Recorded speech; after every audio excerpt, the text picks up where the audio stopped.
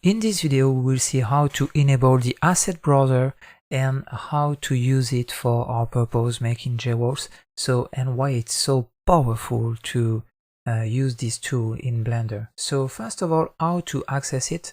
I will just remove things here. Okay, go there into the JWorks and set units. I just go from scratch like that.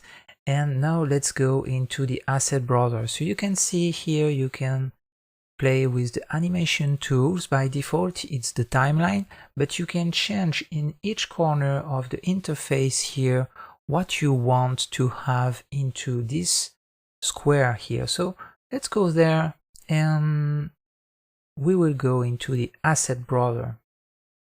So maybe by default yourself you will have nothing for now, because we will have to make a little configuration to make it work like I have here, but it's just to show you how basically it works and how efficient it is.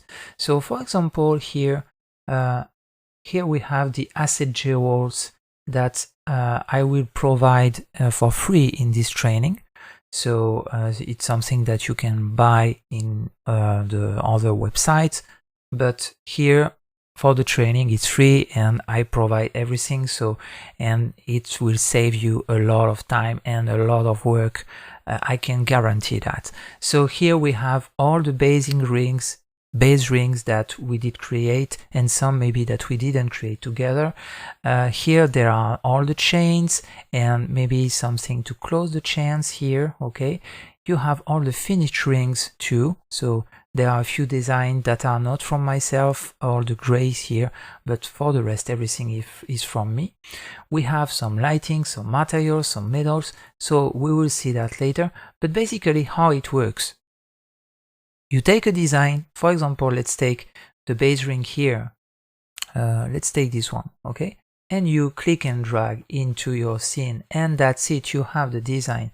Now if you want to have everything at in the middle of the scene, you just select that with click and drag, and you use here 0, and like that it will come directly in the center.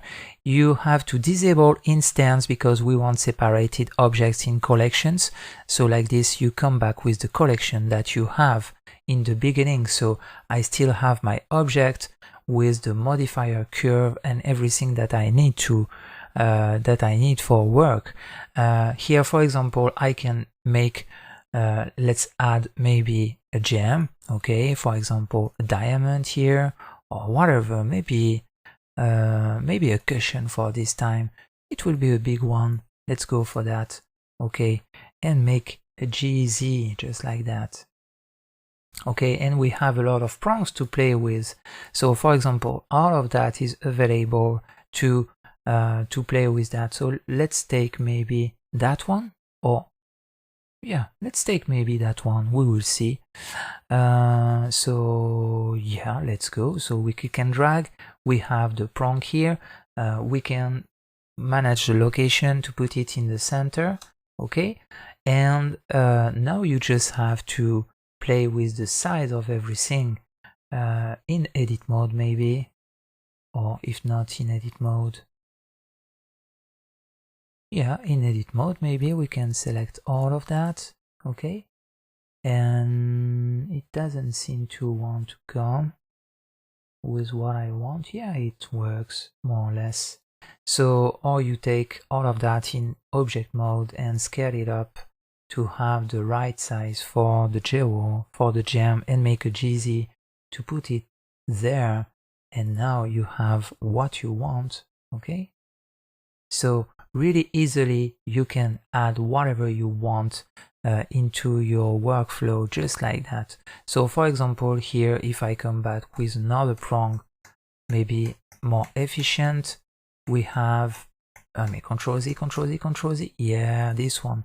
So let's go with that one, okay, just like this. We make Alt R, RG, okay, and we scale it up and make a GZ, and more or less we will have what we want, okay, or make RZ 45, okay, and scale it up again, and look at that. we are ready to go now with the prong ready to be produced. So very easily. So you have accessories, and that's why it's so important to play with this tool. After you can organize your object and just add it in your blend file. So very easily and very powerful tool for creation and efficiency. So I will show you how to use the JWall library into the next video. We will see how to make a little configuration of that. So we'll go there into the preferences, and we'll have to enable a few things to make it work, like what I have now.